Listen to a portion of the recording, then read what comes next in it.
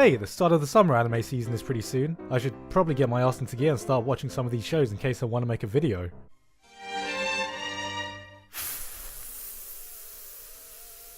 Hey there, are you an anime watcher who's severely behind on seasonal anime and have no idea what's even going on? Well, what a coincidence, me too! Well, what a coincidence, so what better way to rectify that than with some first impressions that you definitely won't care about now. That you'll definitely care about now. Even though we're already like halfway through the season. Let's start off with a slice of life about centaurs. So, my biggest problem nowadays when seeing these Monster Girl shows is that I just get too many unanswered questions about the world of these Monster Girls. How is a centaur wearing trousers? Like, how does she actually put it on? I can't see how she would reach back there or have the dexterity with her legs to do so. Or is it even necessary? Would it be public indecency if she didn't? Does this answer the age-old question of how dogs would wear trousers? Why do mermaids have gaps so they could wear bikinis? Did they evolve these gaps just so they could wear bikinis? Is there a mermaid-based economy just for bikinis? See, this is the problem. These are the questions that keep me up at night. This is... I'm sorry, what was I talking about?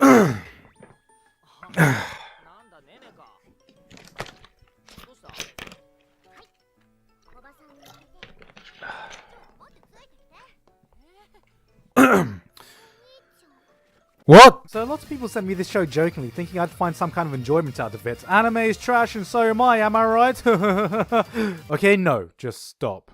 I am offended if you think this show is worth my time. It is just bad. May I remind you that it is summer 2017. We live in a post-era manga sensei world. The entire landscape of the trash genre has changed and will never be the same again. And this show comes along with its Tesco Value Prison School cast and thinks it can stand toe-to-toe? Imitation is the sincerest form of flattery, but when you are trying to match the Citizen Kane of dick jokes, outdo the magnum opus of garbage, you better have something special, and Miss Cock Tease Cindy, Sunbed Sally and Back Pain Jane are nothing even close to comparison. So you know what? This is just bad. Just scenes of try-hard pandering with absolutely no innovation whatsoever. I mean, really, what reason could you give me to watch a show like this? Why would I go out my way to watch this?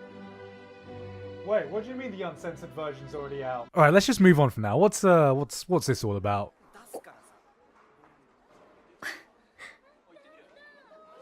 Fuck!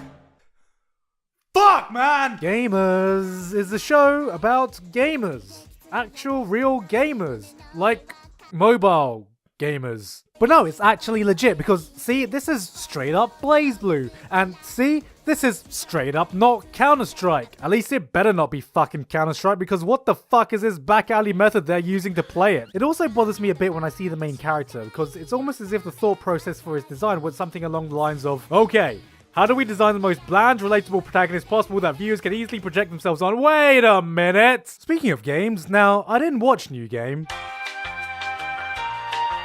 But the second season here is not called New Game 2, New Game Season 2, or anything else. It's just New Game, exclamation point, exclamation point. Why is this not called New Game Plus? Ooh, it's a new Fate, and these look like some sick-ass action scenes. Hey, this might actually be interesting. Let's see what this is all about.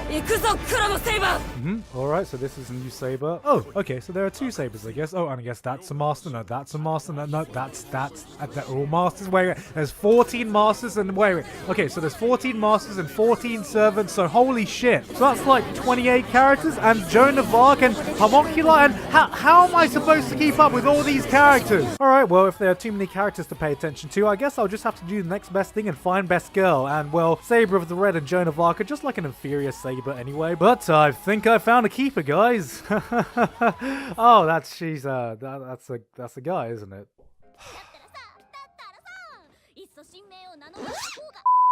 I'm just kidding, it's 2017, of course it's acceptable to like androgynous looking anime boys. And I think now's the perfect time to settle that age-old debate of if traps are gay or not. Because I have the definite answer. Are traps gay? No, traps are not gay. They're homosexual.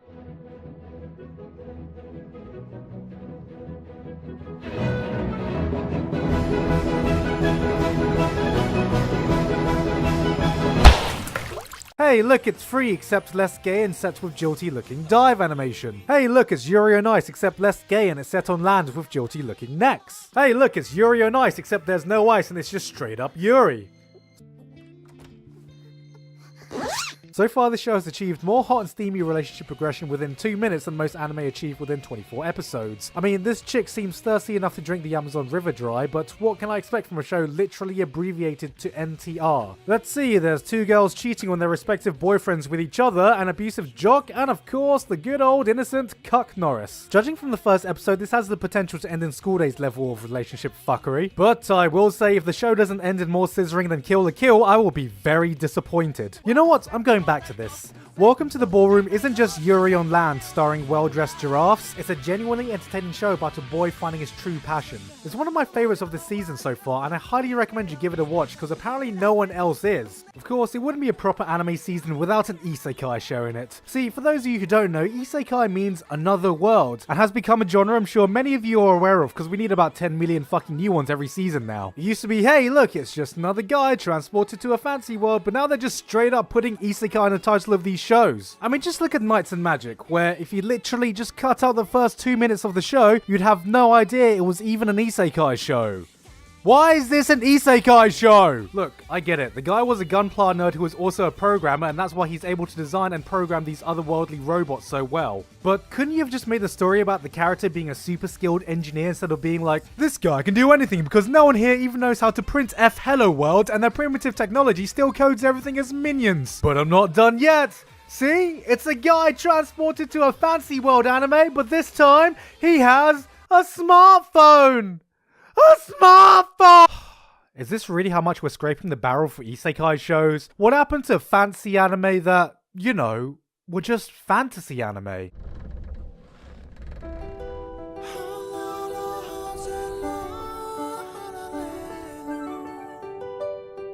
The best first episode of this season undoubtedly went to Made in Abyss that immediately grabbed my attention with its amazing atmosphere and world building. There's an unbelievable sense of adventure that instantly seizes your curiosity, not by explaining anything but by dropping you knee deep into this world. Why are there chibi explorers? What's this massive worm monster flying about that's not in CG? Why are there robots in the world? Where are we even? What's that massive hole? It gave me the same feeling as when I first booted up Breath of the Wild. I wanted to find out more and explore the world out of genuine curiosity, and just as that curiosity is piqued, you are given your first bit of expositional dialogue at the very end of the episode that just leaves you wanting to explore more. This is how to start up a fantasy world, and I can't tell you how big my boner was during this opening sequence with the fantastic visuals and brilliant insert song. And Ufotable back at it again with a beautiful looking adaptation no one gives a shit about because the source material isn't affiliated with any types of moons. Kakegurui is a show about gambling starring a bunch of crazy ass fucking chicks who get hot and bothered when they're betting. But as cool as that is, you know, a wise man once said long ago, do not stick your dick in crazy. Fuck that guy. Today, I offer you some new words of wisdom. You can't spell psychotic without hot.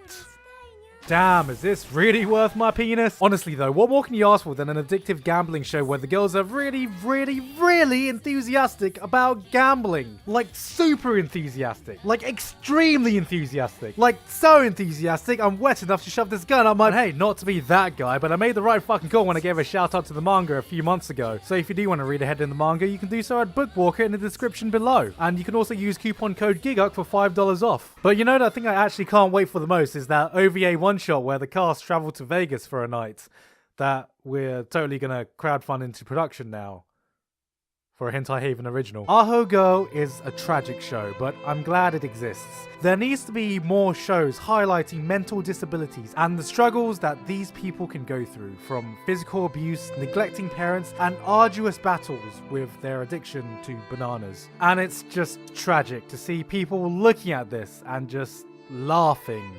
Oh, okay. Apologies. Apparently it's not about mental disabilities. It's just a guy who really doesn't want to stick his dick in stupid. You know, the season's been a bit quiet in the community, with some of the best shows being behind services I can't get behind. But at least we still got My Hero Academia to keep us company. And I think this is a good time to bring this up. Look, the tournament arc in My Hero Academia was amazing. But it's over now. I've made my whole video about it, so I think this is a good time to kill off the tournament arc meme. You know, I love my tournament arcs and will continue to love my tournament arcs. We're constantly constantly shouting it out is getting tiring. So let's just move on now. There's nothing more to get excited about anymore. Wait, is this a... Training God! Hey guys, hope you enjoyed that video. Thank you very much this month to Hadriel Leon, Basil, Lee Watts, Thrones Melt, and everyone else on Patreon for supporting this month and making this video possible. Again, if you do want to read ahead in Kakegurui officially, you can do so in the link below for Bookwalker and use coupon code GIGUP for $5 off. Also, I haven't officially announced this on this channel yet, but I will be guesting at Crunchyroll Expo in just under 2 weeks in Santa Clara from August 25th to August 27th. So if any of you are going, I hope to see you there. Once I get a more detailed schedule of what I'll be doing, I'll put another video up. Anyway, that's it from me for now. I've been Giguk, and I'll see you all next time.